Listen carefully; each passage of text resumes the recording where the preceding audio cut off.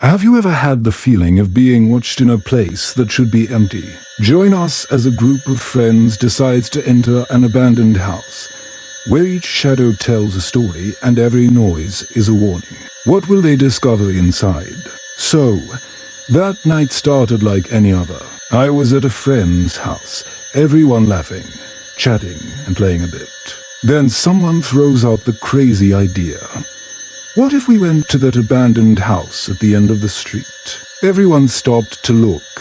Like, is this guy serious? The house had that reputation, you know. They said that those who entered never came back the same, or that they saw things and heard whispers out of nowhere. I always ignored it, thinking it was just talk from people with nothing to do.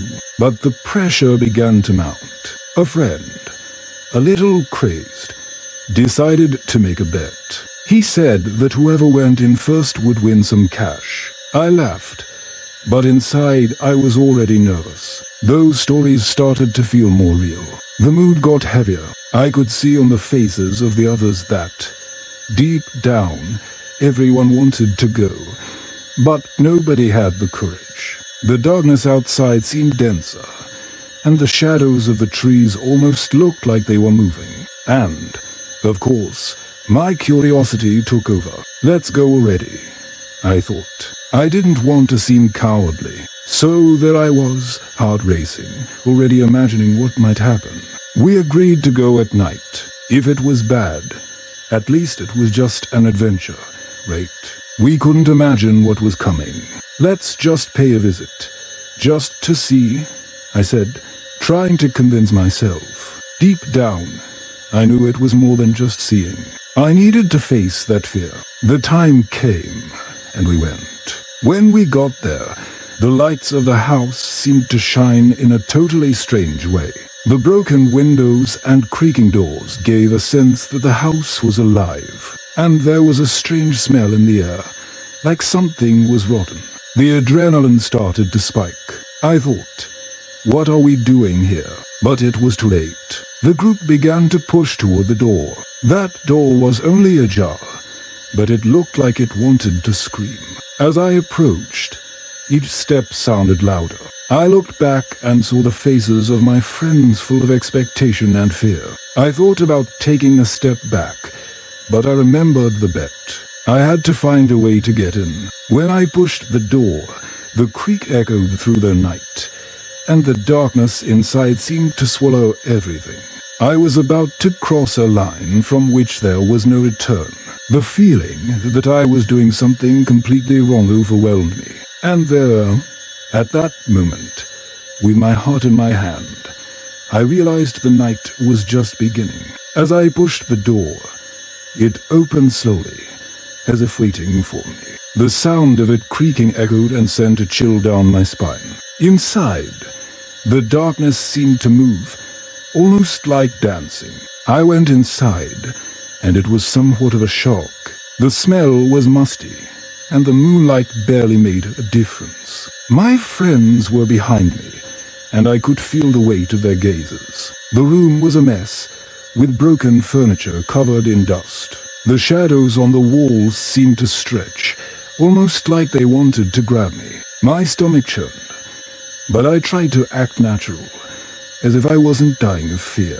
We started to walk slowly. With every step, the floor creaked, and that only increased the tension. Come on, just a little more, I said, trying to encourage the others. But to be honest, I wanted to convince myself too. The challenge had already been thrown, and I couldn't back up now. The atmosphere was heavy, and with every nervous laugh that escaped, I realized everyone was as terrified as I was. Then, one of my friends, the one who's always been the bravest, pointed to a hallway that led upstairs. He was determined to go, and then, without thinking twice, he went up. At that moment, we all exchanged glances, kind of thinking, what is he doing? But he made a challenging face, and so, even reluctantly, we decided to follow. It was time to show that we weren't scaredy cats, even though fear was clinging to us. As we climbed the stairs, I could hear the sound of our footsteps mingling with the silence of the place. Every time I reached a step, I almost felt a delayed hand holding my foot, as if trying to impede my ascent. The wooden floor creaked, and the faint light coming through the broken windows only made things stranger. The feeling of being watched intensified. As we reached the top floor, we found a long hallway with several doors. The light barely illuminated the place, and an unusual chill took over. "Let's see what's in here," said the bravest friend. He pulled open the first door and went in. The silence was deafening, and I wondered, what are we doing here? At first, it seemed like nothing special was happening, but soon a loud noise shook the ground, and the four of us stared at each other in panic. It was as if the house was responding to our presence. "What was that?" I asked, my voice trembling. And then we started to realize that the house wasn't just empty. Something was there, hiding, and our curiosity was about to cost us dearly. That sound had been somewhat of a scream. My heart raced, and for a moment, I thought about running outside. But instead, we stood frozen, staring at each other, fear etched on our faces. The friend who opened the door, the brave one, began to look inside the room with an expression mixing curiosity and dread. He whispered, "You guys have to see this." The rest of us hesitated, but there was no backing out now. The adrenaline was at a peak, and the urge to know what was happening overrode the fear. We entered the room, and the scene was bizarre. The walls were covered with what appeared to be newspaper clippings. The texts told strange stories, almost like a diary of someone who was obsessed with something. There were old images, with faces that looked desperate. The atmosphere grew tenser, and I knew we were delving into something much deeper than we imagined. "I think this isn't cool," I said softly, trying to escape the tension. But the courageous friend picked up one of the clippings and read aloud, "The house takes the souls of those who enter." With every word coming from his mouth, my stomach churned even more. What had we done? Then, out of nowhere, the door behind us started to slam shut on its own. It was instantaneous. The sound echoed so loudly that we seemed to huddle together in the same fraction of a second, almost as if the house had squeezed our bodies with fear. We ran out of the room, and as we returned to the hallway, each shadow seemed to move. "We need to get out of here," I urged, my voice trembling. But the brave friend didn't want to give up. He wanted to explore more. "Let's check out another door," he shouted, as if challenging the house. And so, we went to another door at the end of the hallway. We couldn't imagine what awaited us. Upon opening that door, a different chill entered. The moonlight illuminated an empty room, but the feeling that something was there was palpable. The air was heavy, and a strange draft rushed past us. We looked round, trying to understand what we felt. Then, suddenly, a voice whispered something we couldn't even comprehend. It was quick, like a cutting whisper that seemed to come from above. At that point, I was nearly in a panic. All sense of bravery vanished. I just wanted to go, and the rest of the group felt the same. I looked at everyone and saw the same expression, despair. Before anyone could say anything, the shadow in the corner of the room moved abruptly. There was no denying it. Someone or something was there, and we had invaded its space. Then, without thinking, those seconds turned into an impulse. "It's time to run," I shouted, and we all bolted down the hallway, not looking back.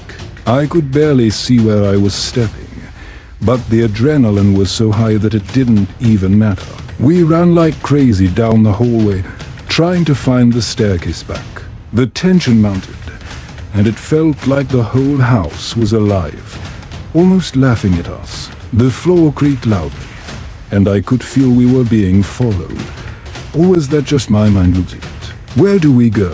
Which door do we exit from?" my friend asked, not stopping to run. I could barely look back, But the shadow I had seen before seemed more alive than ever, as if it were drawing closer, ready to catch us. Then I spotted the stairs. There, the stairs, I shouted, and we all made a sharp turn toward them. The rush was so intense that I almost slammed into the handrail. At this point, all I wanted was to see the streetlight again. We ran down, skipping steps, and every noise seemed to announce our presence. I thought we would escape easily, but the strange noises began to grow louder. It felt like the house was protesting our departure. Panic overwhelmed me. Whatever was moving up there had to be a trick of the mind. But the feeling was real. Oh, how I wish we had stayed outside. When we finally reached the ground, we glanced at the exit door. It seemed so far away, and right away, I noticed other sounds intensifying, as if they were coming from deep within the house. We kept running, and my heart raced, pounding in rhythm with fear. As soon as we arrived at the door, it was ajar. "Let's go," I shouted, and I pushed. But the door wouldn't open easily. The wind seemed to want to pull me back, and the air was saturated with tension. I pushed with all my strength and managed to open it a bit more, but the step was heavy, and the musty smell was overwhelming. Finally, we managed to get through. The moonlight hit our faces like a relief, but what we found outside wasn't much better. The house seemed to stir behind us, almost as if taking a deep breath, preparing to plunge back into the darkness once again. "Run!" the friend shouted, and we all dashed into the street. Only after we were safe a few meters away from the house did we start to stop and look back. It stood there, gloomy and silent. But in reality, I thought that was just the beginning. To my surprise, everyone was in shock, but one of us, the bravest of all, began to laugh as if nothing had happened.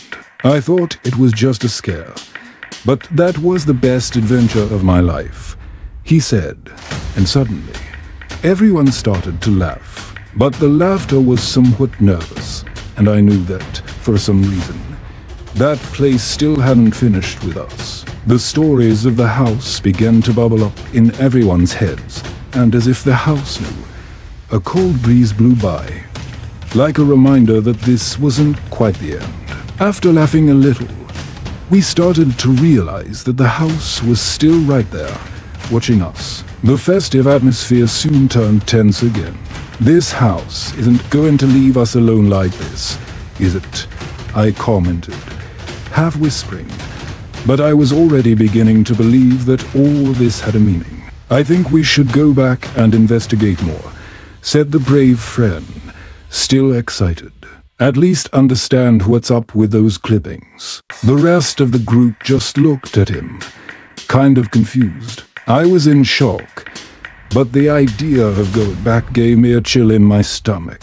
"Are you kidding me? We almost got pulled into that house," I replied. But he just smiled, thinking he had to be the hero of the situation. And, to my surprise, some heads began to agree with him. "If we go back, at least we'll do something about it. Like, face what's happening," said the friend who had never been very afraid. I looked at her, totally bewildered. Is that what we wanted? To confront things? But the idea of understanding the craziness that had happened kept me on edge. Deep down, I knew we couldn't just leave that behind. I talked to the others, and the gasoline of courage began to burn slowly. Nobody wanted to be the coward of the group. "Okay, let's go back, but just for a few minutes. We won't stay long," I said, trying to be the voice of reason. The group reluctantly agreed, but the adrenaline spoke louder. So, we walked back to the house. The moonlight now seemed more threatening, and the path there felt longer. Arriving at the door, I looked back. Everyone had the same expression. What are we doing? But there was no turning back. The door was still ajar, and all those stories we had read echoed in our heads. If we don't know what this is about, we'll never find peace, I said to encourage everyone. Then I entered, with a chill in my stomach, but determined. As soon as we crossed the door, the atmosphere was heavy again. It was as if everything was exactly where we left it. The hallway seemed darker, and the echo of our steps made everything more intense. We headed toward the room where the clippings were. When we arrived, it seemed like the air in there had changed again. The atmosphere was tense, as if it were waiting for us to return. But the room was empty, the clippings still stuck to the walls, and everything was silent. "Where are those drawings?" commented a friend, looking at the corner, and that's when we realized that some clippings had disappeared. Looking more closely, I noticed that among those still there, some had handprints, as if they had been handled. "What happened here?" I asked, my voice very low, and no one answered. We were all thinking the same thing. That place had a story that needed to be told, and maybe the house wanted us to discover it. The challenge had begun anew. The feeling of entering a sinister game surged back, and now, instead of running, we had to face it. If there was a way for us to get out of there, that way started there. And, with a chill in my stomach, we prepared to understand the secrets the house held. Don't forget to leave your like, subscribe to the channel, and activate the notification bell. You won't want to miss the continuation of this chilling story. Comment below what you think will happen next.